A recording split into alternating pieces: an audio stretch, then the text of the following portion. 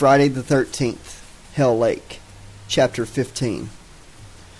The All Points Bulletin went out statewide. All members of law enforcement and the National Guard were warned to be on the lookout for the escapees from Cunningham County Jail.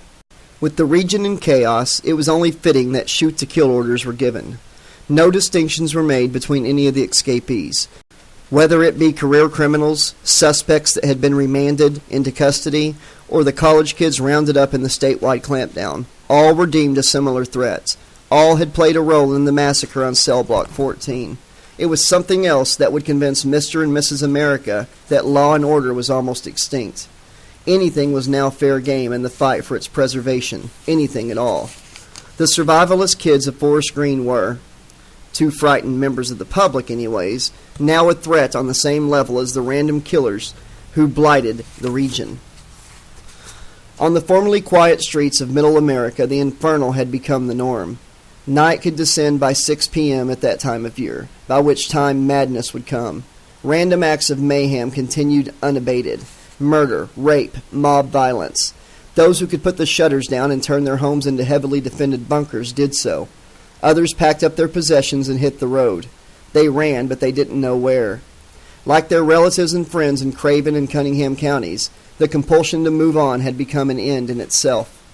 But as they moved over county and state lines, they found they were little more than local refugees in regions undergoing their own wave of mass violence. Some had stayed home and fell victim. Others panicked and ran, and became crime statistics in someone else's neighborhood. It was under cover of night that Trey LeBlanc and Shauna Black lived. Like wild dogs or rodents, they came out when the more dangerous animals prowled the streets. They had little choice. Subject to being shot on sight, they had to blend in with the human vermin. The Forest Greeners had quickly adjusted to life as pack animals. If they were to survive at all, many thought, then they would have to ride together, steal together, eat together, live together. If necessary, they would have to kill together. They were as much at risk from the zeal of law enforcement as they were from the killers that stalked the night. But there was dissent among the ranks. Some thought that sticking together, now they had been forced to join the street life and commandeer stolen vehicles from other thieves, was too obvious a signpost. Jerry Nilsson saw it as their only strength, but some of the guys wanted to try to cross heavily guarded state lines to make it back to their folks. Others wanted to see their girl again. It all entailed risk. Many female former co-eds were holed up in temporary mobile accommodation, while they waited for their families to come from outside the state to collect them. Some had to stay put after their families arrived, particularly if their guardians had endured some traumatizing crime on the way there. More than one girl had lost a parent during that period and found herself stuck there, grief-stricken, trying to nurse the surviving spouse. It was to one such mobile park that Trey and Shauna snuck out in the black of night to rescue a close friend, hoping, in return, that their friend would rescue them. How do we know that she's at this place? Why not any other piece of salvaged waste ground? Trey was cold and paranoid. They crouched in the dark, clinging for comfort to the state-issued handguns salvaged from dead guards. Because she would rather be with people she knows than go insane with fear on her own. Shit. You know how sensitive she is, Shauna hissed, trying not to shout. You saw her back at the jail. She opted to be a live coward with them instead of a dead fucking hero with us. Yeah, Trey commented. Her loyalties were noted. He thought of the hopeless, doomed face of that little Tina kid, and immediately regretted it. He'd been unable to talk to anyone, even Shauna, about witnessing the last moments of herself and her boyfriend, feeling powerless and unable to intervene. The only rational choice had seemed to be to save himself instead. Trey tried his best to suppress the thought, but it was too fresh, too scalding to the memory. In his mind, Trey LeBlanc was no longer the man he used to believe that he was. It had taken a couple of nights, stalking the place after dark, to note which of the trailers had been turned into a mobile sorority house. It took a couple more of Shauna running coded messages to any recognizable student who strayed outside her trailer. It took longer to pluck up the hope that law enforcement were not about to greet them with an ask questions later policy. That night they would get their response, though it was not as anticipated. Marcy! The word hissed out of the bushes by the security fence. Hey, Marcy, it's me, Black, over here. Shauna identified herself by her adopted surname, unsure of whether the night had ears. To their mutual relief, the girl came striding forward, where they hid in the darkness. after looking nervously to check she wasn't being followed. "What the fuck is it with you guys?" Marcy Green, usually one of the more gently inoffensive of their fellow students, had a deep grievance. "Don't you know you could get us all dragged back to jail just by being here?" "Don't you know we might be shot just for trying to contact our friend?" Trey reminded her. It calmed her indignation. But she was no more forthcoming or amiable. "Well, she's not here anyway. She hardly stayed here at all before she got out." She spoke brusquely to deter them from hanging around any longer. "Shit," Shauna whispered, her bitter disappointment. "Shit. I bet she just took off for Connecticut without us." They had hung a lot of their hopes on Gretchen Andrews. In that moment, Marcy began to pity them. At a time like this, building a dream around being rescued by a friend was all too understandable. "No, I mean, she's not here. I didn't say she could go home." Shauna listened to the girl intently. Her affection for Gretchen was real, as was her desire to be rid of the strange half-existence she was leading. "That woman, the attorney, Miss Miranda, she took her into protective care." "Protective care? Why does Gretchen need more protection than anyone else?" Trey was skeptical, just as Shauna was. "Miss Miranda, my legal aid attorney?" Marcy was growing irritated. She wanted to be out of the cold, away from the nighttime, out of the company of the fugitive girl she had once held a quiet admiration for. "Her law firm has rented new office premises outside of Fullerton. I think they have living space there. I guess it's till they can get back home. Till any of us can get back home," she corrected. "So what does this have to do with Gretchen?" Shauna demanded insistently. Her bullying was the last straw for Marcy. "Hell do I know. That man Miranda is hooked up with, the other attorney, says she's in danger of being targeted by 2 dangerous individuals. Maybe he means you two." "This isn't going to hurt, is it?" Gretchen's voice sounded fragile and neurotic. Since being taken under the wing of Diane and her boyfriend, Ed, she had lost some of the self-confidence she had been starting to build. Dependence upon other people always left a person feeling diminished, weakened, and she was no exception. Suddenly, her assuredness seemed artificial, just a one-off reaction to freak circumstances. "No, this shouldn't hurt one bit. Not if you like injections, anyway," Ed North teased, once again hiding his southern vernacular. He plunged the hypo home, and the chemical solution coursed into the girl's bared arm. She winced at the pinprick, but then her senses began to swim. It was no chemical high, but its effects were immediate. "Now, Gretchen, this chemical is a hypnotic. It's been used in medical science to retrieve lost memories from patients with brain damage." More accurately, he might have added that sodium pentothal was best known to the intelligence services like the CIA and the NSA as a truth drug. Its record in obtaining suppressed facts from semi-conscious subjects was variable, but it had a high success rate when the subject was at least mildly compliant.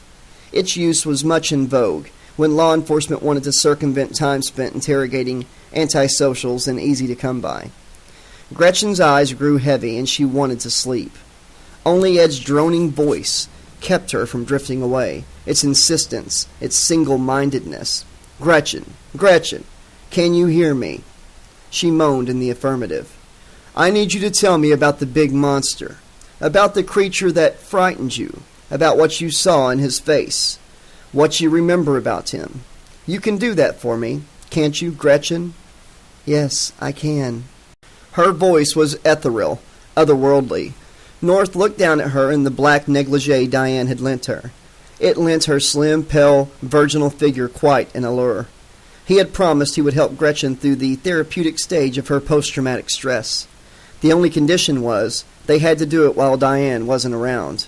She would object to the tried and trusted pharmaceuticals, he told Gretchen. Diane was all about aromatherapy and health store nerve tonics. But if Gretchen subjected herself to his methods, he promised her an easy ride. She was in safe hands. As he looked down on her reclining form, he wasn't so sure. It had been a long time, but back when respectable Ed North was carefree Charlie Westinghouse, he developed quite a penchant for administrating sedatives to young women. Not always with their prior knowledge and permission, it had to be said. But he'd enjoyed some wild nights of abandon, whether his partner was conscious or not. Hypnotics like rohypnol had been a fashionable accessory among rich and idle young men, and Charles had been among that vanguard. He looked at Gretchen's pert breast and defenseless body and wondered why it had to be so different now. "He scares me, but he's so sad. He's like a big child. He's so terribly, terribly ugly," Gretchen began. "But the ugliness isn't his fault. All the ugly things that ever happened in this world are manifest in Jason's flesh. When he showed me his face, it was like a child revealing to me his unhappy soul." No, he had to leave her alone. She was almost conscious, if that crazy babble she was coming out with could be called conscious. But it was partly what he wanted to hear. Since the girl had been complaining endlessly to Diane about her nightmares of Jason, North had become obsessed with knowing what she saw, with knowing whether that misbegotten freak was still as horribly powerful as he remembered, whether it was still in his power to inflict pain and destruction upon him. As Edward North, he now had a completely different life, but the Westinghouse element of his psyche, the part that remembered that purgatorial existence in the other world, was still afraid and still filled with hate. Jason suffers for the circumstances of his birth. He suffers for the deeds of others. When he commits atrocities, he only bears out what Mary Shelley's father said, "Treat a person ill and he will become wicked." This was becoming more than a little nauseating. "Tell me what you saw Jason do, Gretchen. Tell me about his power, his strength." "Jason did what he's been taught to do. Jason would never hurt a soul, if it wasn't for the unkindness he's been shown. Jason kills because this world killed him first." Whoa, that was enough. The girl was freaking out now. She wasn't even speaking in her own light, measured tones anymore. This was the much huskier voice of a woman of about 50. He decided to bring her round with the dose of soluble caffeine before this got any further out of control. "My boy is a good boy at heart." North, startled, mouthed a wide range of profanities. She was hallucinating that she was the freak's mother. "He is a child, just a child. Who would hurt a child? Who would persecute a babe in arms for striking out against those who hated and feared?" Shit, this had to stop. This had to stop now. He took a further step toward the girl to make her drink the caffeine solution. She rose suddenly from the couch, as if in an electrified reflex action. Her eyes opened wide and stared him in the face. Even her facial features seemed to have altered. There were wrinkles around the girl's previously unblemished eyes, and small lines around her mouth, the telltale signs of early middle age. "People like you, Charles Westinghouse, sneering no-goods like you, have persecuted my boy all his life." Now he really did feel nauseous. He drew back, searching to find where he had laid the hypodermic needle. "Go to hell," he snarled. "Whoever or whatever you are, just go to hell." His true voice showed again, since he no longer had a need to hide his identity. "If I go back to hell, I'm taking you with me, you evil mother-murdering bastard." Her face, manic and aged, howled at him. She had that one wrong, and he was about to show her just how wrong. If Jason Voorhees' crazy old bat mother was really inhabiting Gretchen Andrews' mind, then he was going to drive her out of there. She was the one who was going back to hell, even if it meant Gretchen had to depart this vale of tears too. The girl's waving arms were manic, but not strong enough to fight him. When he got a tight hold of her right wrist, he was able to plunge the second syringe full of the truth drug straight into her arm. Almost immediately, the girl's mania left her. The intensity and natural disfigurement of age left her eyes, and she began to lose balance, to black out. North had no idea whether the 2 shots amounted to a potentially fatal overdose, but he would weather that storm if it came. He had played a fatally administered injection as if it was an accident before, and he would do it again. But this time, his knowledge of the law wouldn't let him down. As he laid Gretchen's supine body on the couch, headlamps shone through the window of the office as the automatic gate of the garage raised into the air. No time for any further evasive tactics now, not even if she died. He just had to tough this one out. It was hard to look relaxed or natural as Diane entered the apartment section of their temporary offices, just reclining in a leather chair with a little lamplight and an unconscious teenage girl in Diane's nightclothes on the couch. Say what? After all they'd seen and heard about over the past month, the scene would still take her breath away. What is this, North? It's nothing. It wasn't actually the most persuasive argument she'd ever heard. Strike one to the defense. Really, it's nothing. She's sleeping it off. Gretchen asked me to administer a hypnotic drug. Once again hiding his true nature and true voice. To which Diane responded, "She asks you?" Her incredulity was pronounced. She stepped up to the couch, one limping step at a time, as if she feared her eyes would meet with further bad news. Glancing down, she saw the double needle mark on Gretchen's arm. "You'd better tell me what this is right now, Ed. Are we talking date rape here?" "No!" He winced at the very sleaziness of the idea. "God, no. I'm telling it the way it went down. Gretchen has been complaining about dreams of Jason, the Crystal Lake Killer." "I'm fully aware of that." Diane was couching Gretchen's head in her hands, ensuring she was breathing properly and not vomiting in her sleep. "So for this reason, you what? You shot her up?" No, it wasn't like that." Ed punched the air, becoming aggressive.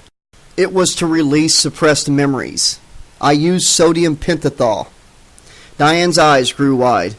"Edward North, I really don't think I have any conception of you as a person." She spoke as much in sadness as in anger, her croaking voice edged with tears. "I think perhaps I never really did." She guided a almost comatose Gretchen up from the couch.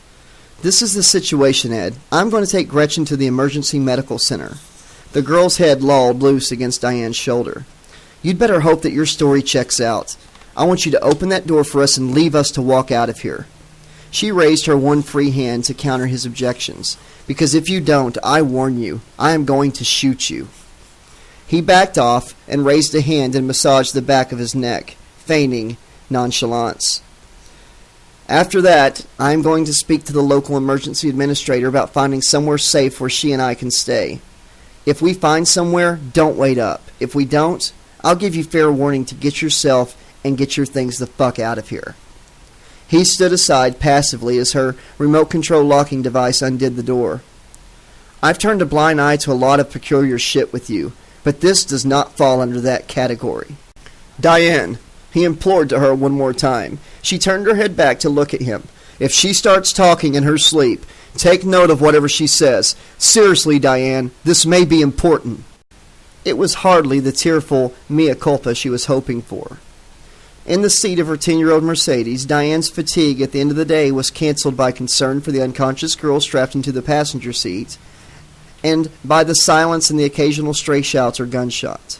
As she drove toward what she hoped would be sanctuary for both of them, Gretchen rambled to herself in her sleep. "People say he's the big, bad boogeyman, that he was scary enough to find his way out of hell. But he's all alone again now. His only friend is gone, and he's sad and alone out there in the real world." In a low-rent back street of Miami, Paul Christos was being put to the test. He and his newfound friend and mentor, one Wayne Ricardo Sanchez, were renting a tiny single room in this most Hispanic region of the state. It had taken Christos a lot to convince his host of his trustworthiness. Not a long time, but a lot of cacophony. A lot of statements of intent to commit murder that would have been self-incriminating if law enforcement was able to record them. A lot of lip service paid to Sanchez's dangerous philosophy, which the devil boy seemed hardly to hear. And most of all, a whole lot of hero worship. The noise was as constant an accompaniment to life in this part of the southern USA as the heat. Even at that time of year, windows had to be opened to escape the oppressiveness of an old, renovated boarding house without air conditioning. Christos surveyed the dirty white wooden boards of the local buildings, staying wrapped up in his long-sleeved white shirt. Sanchez's bare arms hung over the windowsill, his stripped torso showing off the big devil tattoo that read 666, Regis Satanis. "You see those people over there, S.A.? Which people? Christos wondered. The whole sweaty place was crawling with unwashed humanity. All of them. He motioned with his hand, noting the boy's quizzical look. Spics, nothing but stupid, dirty spics. The hate inherent in the slur against his own racial group was sincere. Christos remembered how the now resurgent devil boy had met his nemesis in his hometown. Holed up there after his ultimate atrocity was committed in the Daytona Beach area. One of his neighbors recognized him from a wanted poster at the post office. Then so did another, and another. The recognition that they had the serial killer in their midst had spread like a particularly intense outbreak of mass hysteria. The Hispanic community had long labored under the suspicions of their fellow Floridians. The devil boy is a spick, so all the white Anglo-Saxon Protestants were saying, as were many of the blacks and some of the Cubans.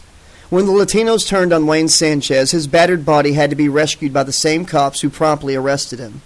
They had saved him from being torn apart in the street. Now he wanted a symbolic revenge. It would have been too difficult to track down the people who brought him low all those years later, but he could still strike terror into the hearts of the people who once regarded him as one of their own, and for whom he felt nothing but contempt. You see those animals over there? Christos did. They were an extended family of Mexicans or Central Americans, ranging from the prematurely aged grandfather who sat on the balcony, fanning himself, all the way down to the little girl running around in her vest and panties, playing with an armless doll.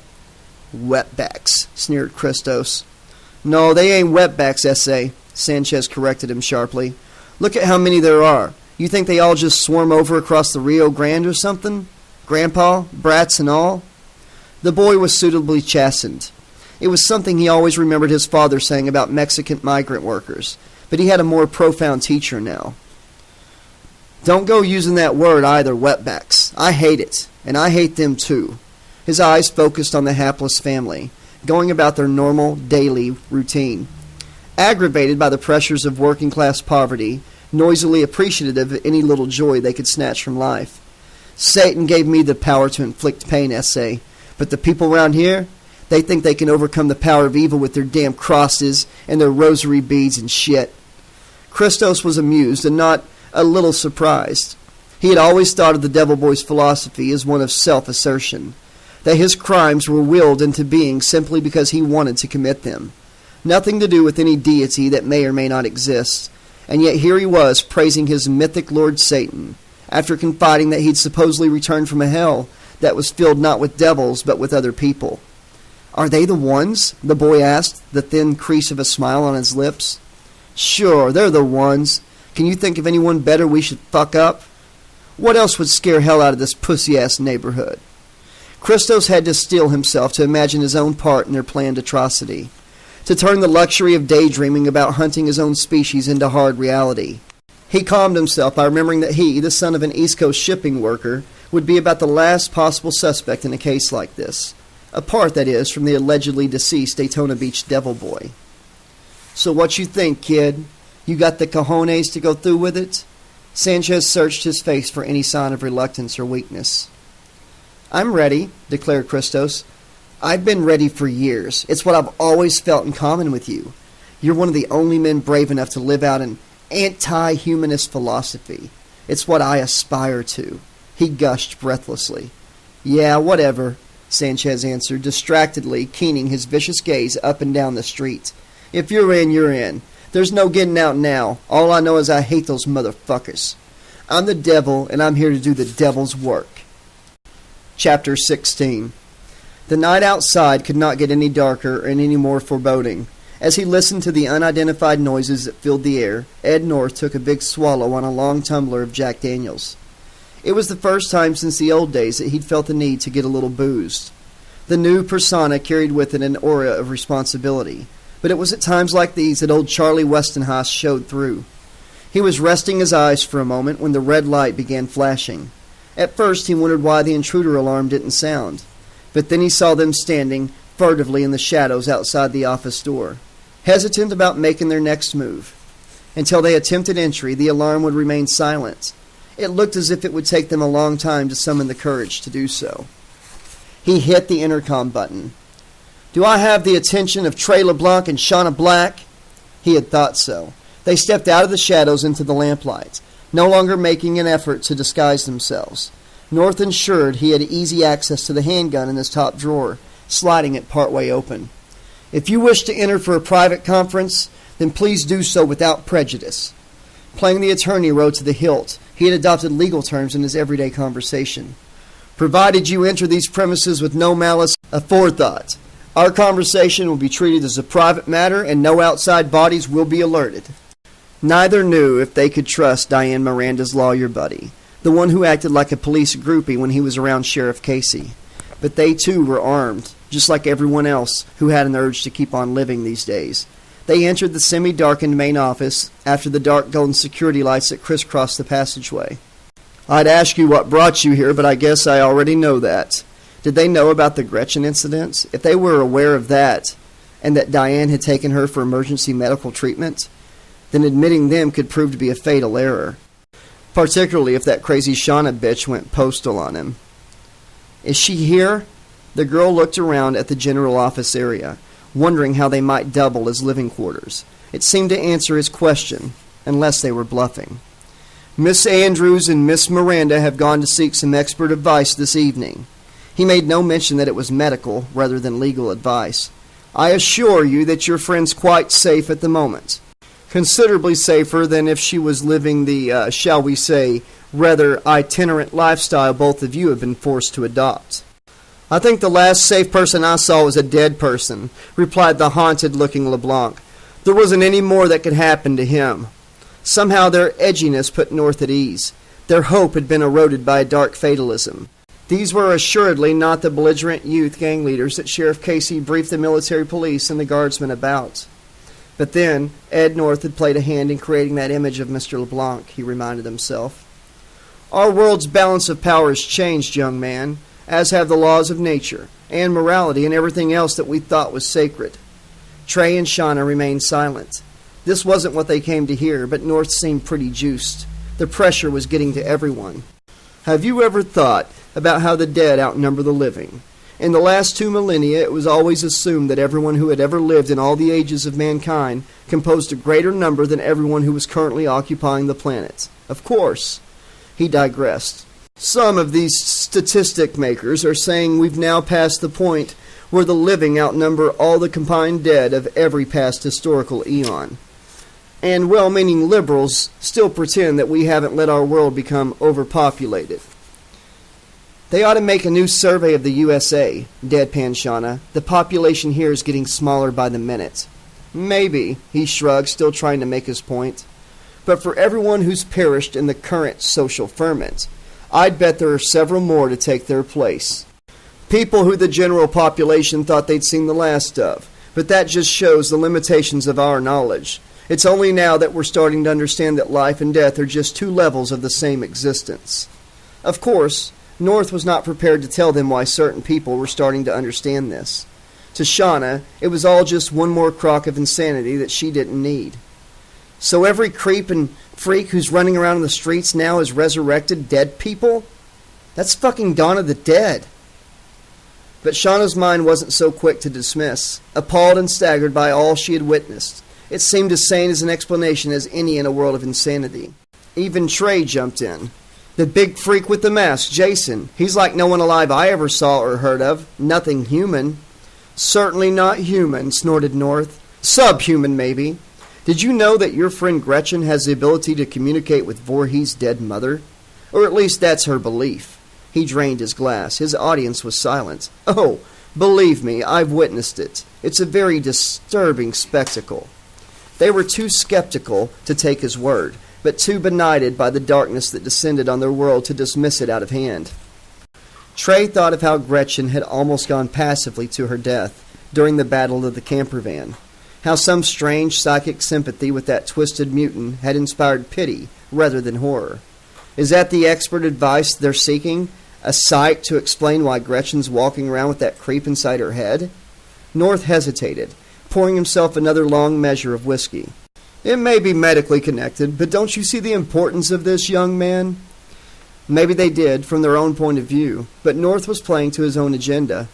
If she has any kind of psychological connection to Voorhees, then she ought to use it to draw him out into the open where he can be destroyed.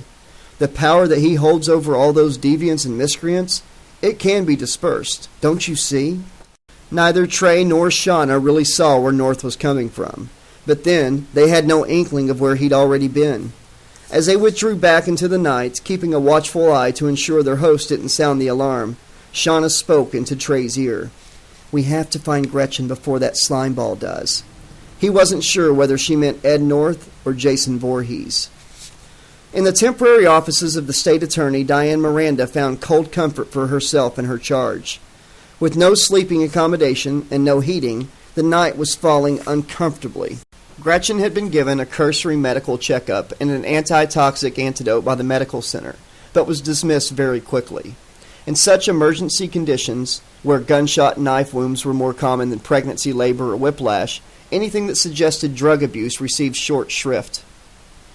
Hello? Is that Sheriff Casey's office? Is that... Yes, this is she. Diane was taken back to hear Casey himself on the phone. It had been weeks since they had direct contact, and she assumed that maybe the old man had passed authority for the emergency situation over to his deputies. But there was no such luck. Yes, it's good to hear you too, Sheriff, she lied. His voice sounded tired, dissipated. In the background was a continual hum of movement as men shouted and took orders, and lawmen who were perpetually on duty worked through the night. No, it's a personal call, really, except that... She looked at Gretchen's drained, traumatized face, reminding herself that she had no need to make excuses. I've taken in a former Forest Green girl named Gretchen Andrews. Oh, you've heard of her, of course. To put it plainly, Sheriff, we've had to vacate our temporary offices for security reasons that I may need to report to you at a later date. The state attorney's people have allowed us access to their offices, but it's just... She looked at Gretchen's faraway stare, noted her fragility, how she had internalized every terrible experience she had endured. It touched her that the girl was still appreciative enough to smile back. A nervous but kindly, almost loving smile. We have nowhere to sleep out here, and we're a little scared. All we have is a top-story view of the highway and all the craziness that's going on outside. To her surprise, Casey was inherently sympathetic. Know what you mean, ma'am. Long time since I felt any peace myself. Long time since I was able to sleep, too. But I'm not going to leave two vulnerable women alone in times like these. It sounded as if all the piss and wind was taken out of Casey by the constantly grinding circumstances. Any bygones between them were, it seemed, to be merely bygones. He sounded to her like a tired old man who knew that perhaps he might die soon, and had resolved not to leave too much acrimony behind him.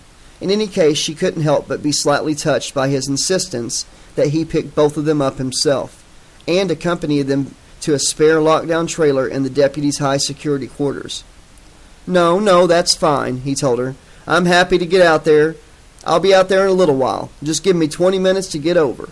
Your safety is my responsibility, Miss Miranda. We may be stuck way out here, but you're still one of my constituents. George Casey put down the phone. He looked out from the frenetic office loaned to him by the sheriff of Cunningham County. He had a heavy sense of failure following him around from the Forest Green College incidents. His draconian tactics, he confessed to himself, had failed to save as much as one life. He wasn't going to refuse aid to one of those young students now. But in those isolated offices on the edge of the highway, 20 minutes turned into more than a half hour and counting. The women's discomfort grew as the night grew colder. Headlamps threw creeping rays up and down the walls, and still the madness, the screams and yells and gunshots off in the distance did not abate. Goddamn cop! Diane's sympathy with Casey was short-lived. Gretchen seemed fully conscious now. Her hypnotic trance and post-drug nausea were something that belonged to the previous 24 hours.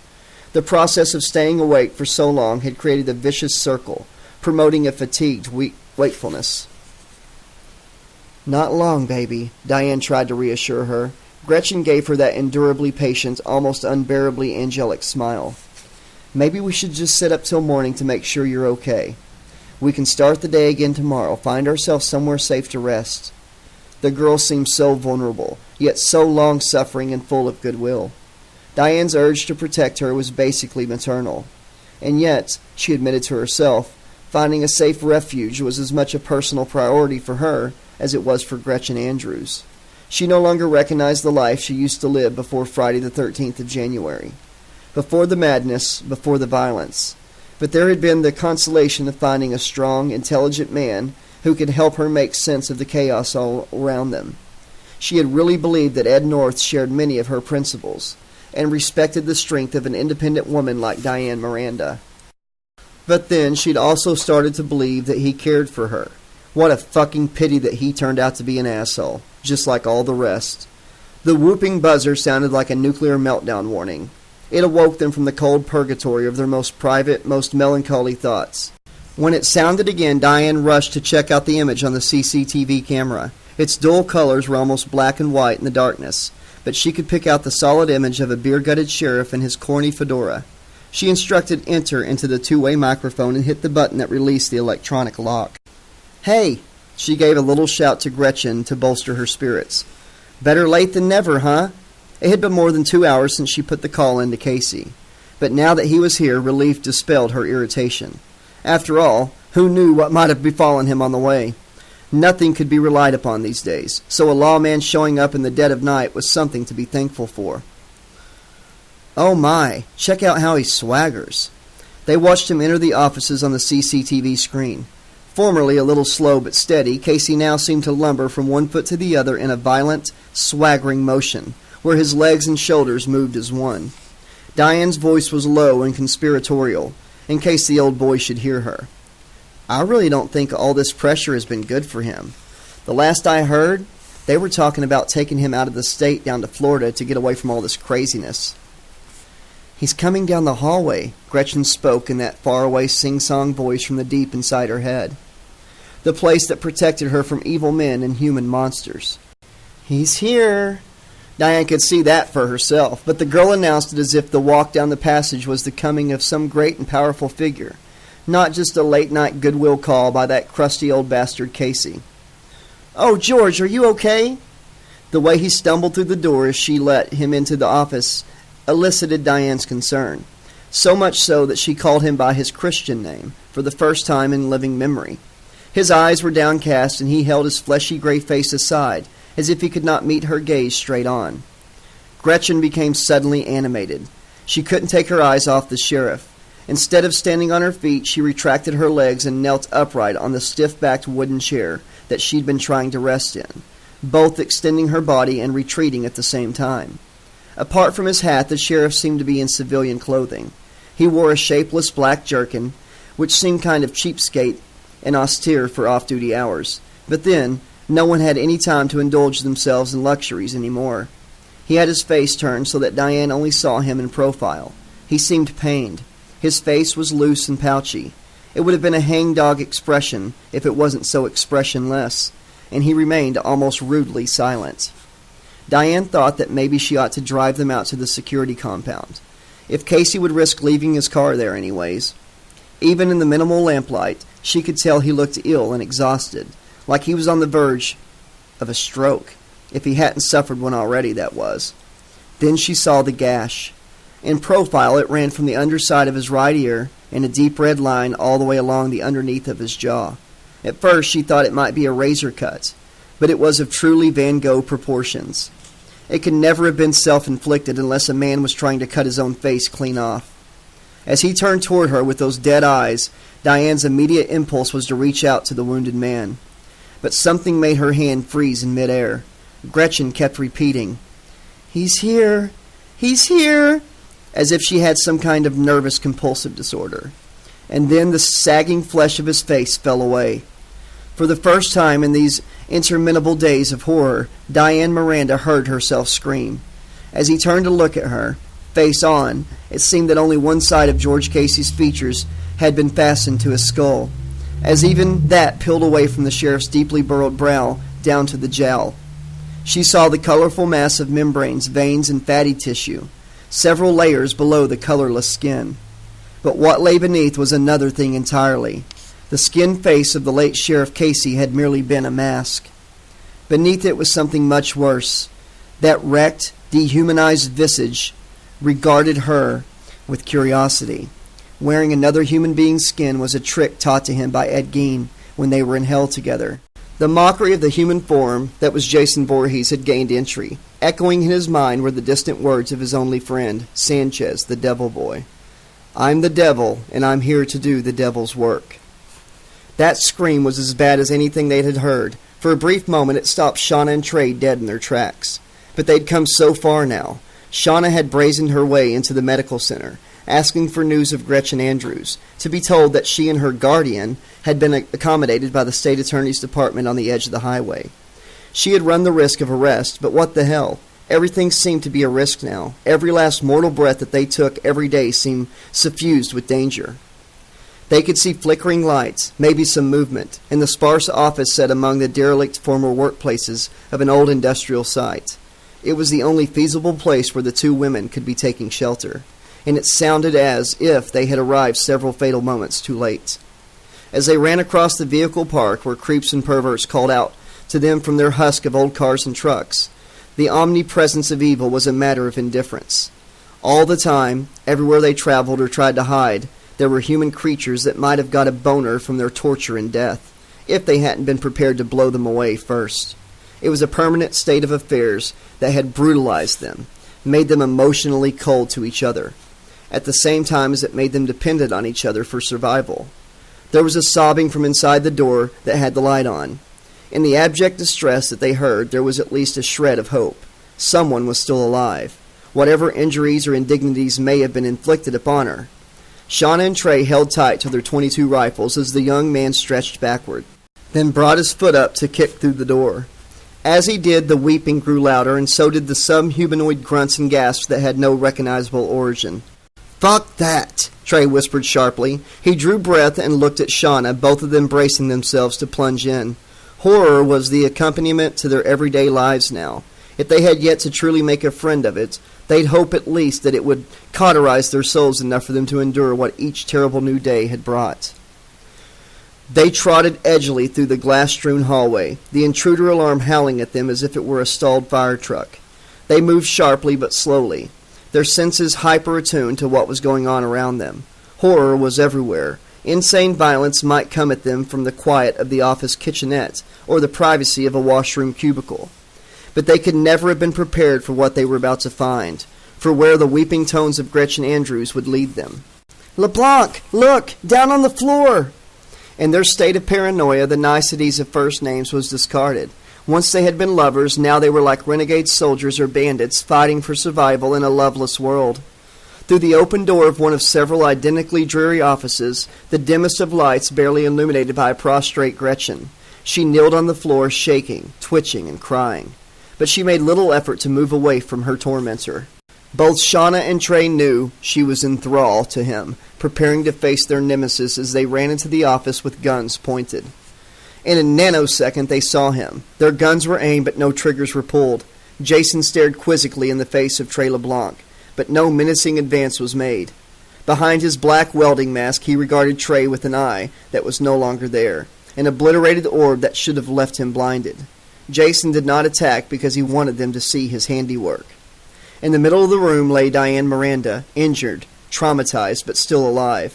She lay horizontal, her partly naked body dividing the room almost perfectly in half. From their vantage point, her torn dress, one bared breast and buttock could be seen, her body quivering violently in profile. Trey's attention darted from the distressed woman to her victimizer, then back again. The last time they had come into contact, Jason had been driven into a rage of hideous violence at the sight of nudity. Now, it seemed the obscene freak had purposely disrobed this suffering woman. Shauna took Gretchen's hand and edged toward the door. Diane tried to speak, but could only clatter her jaw up and down, cracking her teeth. Her shaking was as violent as any epileptic convulsion. Trey moved toward her. Diane had never deserted him or his friends. She may have been the only person in the adult world to whom any of them could have turned. He kept part of his attention fixed on Jason, but it was clear the freak wasn't going to attack, yet. He wanted Trey to see. As the young man bestrode the center of the room, his hands fixed on his gun, he suddenly understood why. Diane had fought valiantly, but hopelessly, for her life, and for that of Gretchen. For that, she was rewarded with the punishment that was almost indescribable. Trey looked down on her from above and saw that her healthy, toned, feminine body had been bisected. The clucking face that met his own had suffered the torture of a machete blade, dividing it vertically in two, from the hairline down, splitting the nose gristle, the lips, the lower jaw, and the throat. The bloody injury was continued in the middle of her body, and followed all the way down in a symmetrical line, seen in profile from either side. Diane Miranda was still a beautiful woman, albeit with rivulets of blood trickling down her body. When viewed from the front, she had been almost exactly cut in half. The cut line ran down through the center of her breast, which parted now to either side as if responding to separate fields of gravity. It ran down the center of her rib cage and through her abdomen. As her killer's hands had found more pliable expanses of flesh to cut and tear, so there was a greater abundance of her internal body to reveal. Diane had been a beautiful woman and remained so, even in these dying moments. But Trey's mind reeled to wonder at the perfection of the still working body that was laid open to him, at the pulsing intestines and spasmodic liver, their terminal workings revealed by the hand that had prized her flesh apart from the central wound, at the lower half and trunk of her body that had been split down the middle, breaking her almost entirely in two at her hindquarters. For one brief, obscene moment, he thought of an exhibition that had caused scandal at the Brooklyn Museum of Art, where the British artist Damien Hirst had displayed two sides of a pig, cut perfectly down the middle. Jason had not performed so delicately, but instead of rendering a dull brute into an artistic curiosity, he had made an obscenity out of beauty. Diane felt the chill of approaching death, and the cold air that invaded her internal organs now stripped of their protection. Her teeth chattered violently as death approached, but it did not come quickly enough. Her wide, staring eyes implored Trey to take her out of this hell of pain, in any way that he could. Jason tilted his head, watching the boy closely for his reaction. This was his personal masterpiece. Without the power of words or rational thoughts, he realized solely on instinct and flashes of random intuition. He had smelled the scent of an enemy around this woman, that of the slimy mother-murderer, whose presence he had been forced to endure in hell. For that alone she had to pay 100-fold. Jason watched Trey closely, searching for intimations of how Westonhouse might react if he saw what had been done to his lover. Jason was too estranged from human nature to know that people often shut down in the face of unthinkable horror, that Trey was showing no response simply because his mind and body could not produce anything appropriate. Shots rang out from outside the door. Jason groaned and reeled back. The animal rage inside him welled up into a voiceless bellow. Trey backed out towards the door. "Save your bullets!" Trey was hysterical, almost weeping. "It does no good with him." His arm outstretched, he pushed all three of them back out the door. "What about Miss Miranda?" Shauna's voice was sharp and outraged. She hadn't got close enough to Diane to know the extent of her injuries, but she knew she was in as much trouble as anyone she'd ever seen, and now LeBlanc was running away from helping her.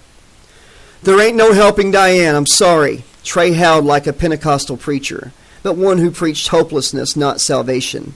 With his shaking gun hand fixed on the immobile Jason, he threw himself backwards out of the office, pushing the two women with him. He cooked Diane's bacon. He began to laugh hysterically at his lame, sick joke. Seen from the edge of tears, demented laughter was the only appropriate response. Even as he made his retreat, he knew he'd left Diane to suffer in her death agonies. But he couldn't step back in that room, not for anything, especially not to summon up the courage to fire a mercy shot into her head. Numb with shock, Trey LeBlanc was forced to concede that there were some horrors in this world that it required limitless courage to face, the type of courage that he now realized he never had and still did not possess.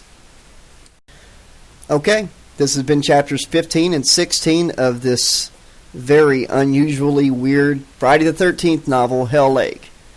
I would love to interview Mr. Paul A. Woods, the author of this book. I really would. I've got so many questions for him. Well, it looks like at the most we've got one, maybe two more uploads, and we'll be finished with Hell Lake. And once we finish Hell Lake, I will begin Chapter 1 of Jason X, Planet of the Beast. I've already done the prologue for that one, so I'll begin the Chapter 1 as soon as we finish Hell Lake. I'll be back tomorrow with some more chapters of A Nightmare on Elm Street, The Dream Dealers. And then on Monday, I'll be back with possibly the conclusion, if not close to the conclusion, of Friday the 13th, Hell Lake. Also, I put out a video today letting you all know that I've started up a Facebook group page for all of us. Thought it'd be a good way for all of us to be able to communicate together. I'll be posting surveys where everybody can vote on which books I'm going to read in what order and things like that. Also, I'm going to be doing some giveaways on there. I'm going to be making posts where we can all discuss each book individually as I complete them and get everybody's thoughts on it and feedback on the channel, things like that. I really hope you can all join. The address to get there is www.facebook.com/groups/80s/librarian. There's no apostrophe in 80s, just 80s/librarian. If you go to my upload from earlier today, I put the address in the description, and I'll go ahead and drop that address to the group in this description as well. You can also hit me up on Twitter. It's under the 80s/librarian. Just search for me. Also, we're getting very close to 500 subscribers, and once we hit 500 subscribers, I'm going to do a double book giveaway. So I'm really looking forward to that. One lucky subscriber is going to win 2 of these rare books. Alright guys, until next time, this has been your friendly neighborhood 80s slasher librarian saying thanks for listening, and be careful listening to my channel because... It's got a dance!